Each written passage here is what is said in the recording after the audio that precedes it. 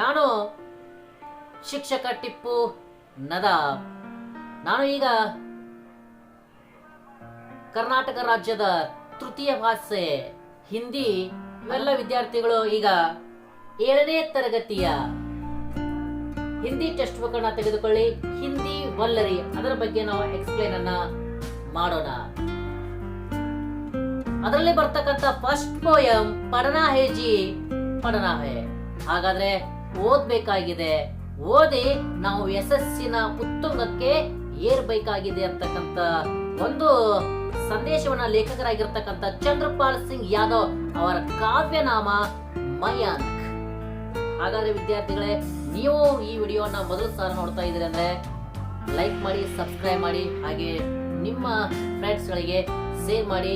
ಏನಾದ್ರೂ ಸಮಸ್ಯೆಗಳಿದ್ರೆ ನನಗೆ ಹಿಂದಿ ಸಂಬಂಧಪಟ್ಟ ಹಾಗೆ ನನಗೆ ಕಮೆಂಟ್ ಅನ್ನ ಮಾಡಿ. ಎಸ್, ಬನ್ನಿ ಹಾಗಾದ್ರೆ ಈ ಒಂದು ಪೋಯಂ ಅನ್ನ ನೋಡೋಣ. आइए आज हम जो पढ़ेंगे पढ़ना है जी पढ़ना है, जरूर पढ़ना है. जो पढ़ेगा वही सक्सेस के ऊपर चढ़ेगा. इस कविता के द्वारा बच्चे पढ़ाई और मेहनत का महत्व समझते हैं. ಹಾಗಾದ್ರೆ ಈ ಒಂದು ಲೆಸನ್ ಅಲ್ಲಿ ವಿದ್ಯಾರ್ಥಿಗಳು ಏನನ್ನ ಕಲಿತಾ ಇದ್ದಾರೆ ಅಂದ್ರೆ, ಅದು ಏನ್ ಕಲಿತಾರಂದ್ರೆ ಪಢಾಯಿ और मेहनत का महत्व, ಓದು ಮತ್ತು ಅದರ ಮಹತ್ವವನ್ನ ಈ ಒಂದು ಪೋಯಂ ನಲ್ಲಿ ವಿದ್ಯಾರ್ಥಿಗಳು ತಿಳ್ಕೊತಾರೆ. ಬನ್ನಿ. ಪढ़ना है जी पढ़ना है, हमको ऊपर चढ़ना है. ಓದ್ಬೇಕಾಗಿದೆ, ನಾವೆಲ್ಲರೂ ಓದ್ಬೇಕಾಗಿದೆ. ಓದಿ ನಾವು ಉನ್ನತ ಮಟ್ಟಕ್ಕೆ ಏರಬೇಕಾಗಿದೆ. ಇವತ್ತಿನ ಇತಿಹಾಸದ ಪುಟಗಳನ್ನ ನಾವು ತೆರೆದು ನೋಡಿದ್ರೆ ಅಲ್ಲೆಲ್ಲರೂ ಕೂಡ ಓದಿದವರೇ ಸಕ್ಸಸ್ಸಿನ ಮೆಟ್ಟಿಲುಗಳು ಹತ್ತಿದ್ದಾರೆ. ಯಾವುದೇ ಮಾರ್ಕ್ಸ್ಗಳು ಬರಬೇಕಾದ್ರೆ, ಯಾವುದೇ ಸಕ್ಸಸ್ ಬರಬೇಕಾದ್ರೆ ನಮಗೆ ಸುಮ್ಮನೆ ಬರುವುದಿಲ್ಲ. ನಾವು ಕಷ್ಟಪಟ್ಟು, ಇಷ್ಟಪಟ್ಟು, ಶ್ರದ್ಧೆಯಿಂದ ನಾವು ಓದಿದ್ದೇ ಆದ್ರೆ ನಮ್ಗೆ ಸಕ್ಸಸ್ ಕಟ್ಟಿಟ್ಟ ಬುತ್ತಿ ಅಂತಕ್ಕಂಥದ್ದು. ಬನ್ನಿ ಮತ್ತೆ ನೋಡೋಣ. थोड़े दिन की बात और है, जमकर खूब पढ़ेंगे हम, इम्तिहान में ताल ठोकर कुस्ती खूब लड़ेंगे हम. ಕನ್ನಡದಲ್ಲಿ ಭಾವಾರ್ಥ ನೋಡೋಣ. ಥೋಡೆ ದಿನ ಕಿ ಬಾತ್ और है, ಕೆಲವು ದಿನಗಳಿದಾವೆ. ನಾವು ಸ್ವಲ್ಪ ದಿವಸ ಕಷ್ಟವನ್ನ ಪಟ್ಟೆವೆ ಅಂದ್ರೆ ಜೀವನ ಪರ್ಯಂತ ನಾವು ಆರಾಮದಾಯಕವಾಗಿ ನಮ್ಮ ಜೀವನವನ್ನ ಕಳೀಬಹುದು. ಸ್ವಲ್ಪ ದಿನ ನಾವು ಕಷ್ಟವನ್ನ ಪಡಬೇಕಾಗಿದೆ, ಸ್ವಲ್ಪ ದಿನ ನಾವು ಶ್ರಮವನ್ನ ಪಡಬೇಕಾಗಿದೆ. ಥೋಡೆ ದಿನ ಕಿ ಬಾತ್ और है, ಜಮಕರ್ ಖೂಬ್ ಪಡೆಂಗೆ ಹಮ್. ಇಷ್ಟಪಟ್ಟು ಅಲ್ಲದೆ ನಾವು ಇಷ್ಟಪಟ್ಟು ಓದ್ಬೇಕಾಗಿದೆ. ಇವತ್ತಿನ ದಿವಸ ನಾವು ಶ್ರದ್ಧೆ ವಹಿಸಿ ಓದ್ಬೇಕಾಗಿದೆ.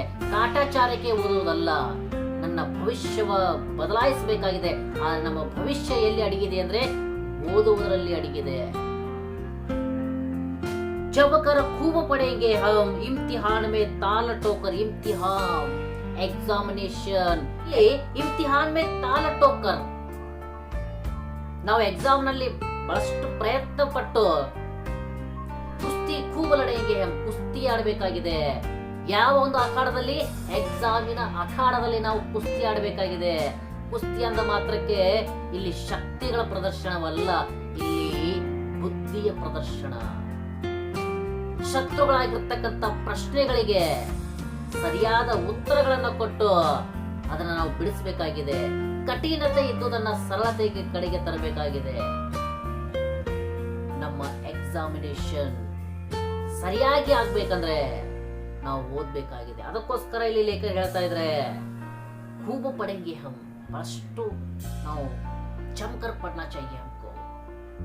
ಇಮ್ತಿಹಾನ್ ಮೇ ತಾಲ್ ಟೋಕರ್, ಎಕ್ಸಾಮಿನೇಷನ್ ನಲ್ಲಿ ನಾವು ಶ್ರಮವನ್ನು ವಹಿಸಬೇಕಾಗಿದೆ. ಎಕ್ಸಾಮಿನೇಷನ್ ನಾವು ಕಷ್ಟಪಟ್ಟು ಓದಿ. ಕುಸ್ತಿ ಖೂಬ್ ಲಡೆಂಗೆ ಹಮ್, ಕುಸ್ತಿಯ ಹಿಡಿಬೇಕಾಗಿದೆ. ಎದರ ಜೊತೆ? ಪ್ರಶ್ನೆಗಳ ಜೊತೆಗೆ, ಅಜ್ಞಾನದ ಜೊತೆಗೆ ಕುಸ್ತಿ ಹಿಡಿಬೇಕಾಗಿದೆ. ಬನ್ನಿ ನೋಡೋಣ. ಪಾಸ್ ಇಮ್ತಿಹಾನ್ ಕರ್ನಾ ಹೇ, ಪढ़ना है जी पढ़ना है. ಕುಸ್ತಿ ಆಡಿ ಆ ಶತ್ರು ಸಮಸ್ಯೆಗಳನ್ನ ಬಗೆಹರಿಸಿ ನಾವು ಈ ಪಾಸ್ ಇಮ್ತಿಹಾನ್ ಕರ್ನಾ ಹೇ, ಪಾಸ್ ಆಗ್ಬೇಕಾಗಿದೆ. ಕೇಳಿರ್ತಕ್ಕಂಥ ಕಠಿಣ ಪ್ರಶ್ನೆಗಳಿಗೆ ಉತ್ತರವನ್ನ ಕೊಟ್ಟು ನಾವು ಪಾಸ್ ಆಗ್ಬೇಕಾಗಿದೆ.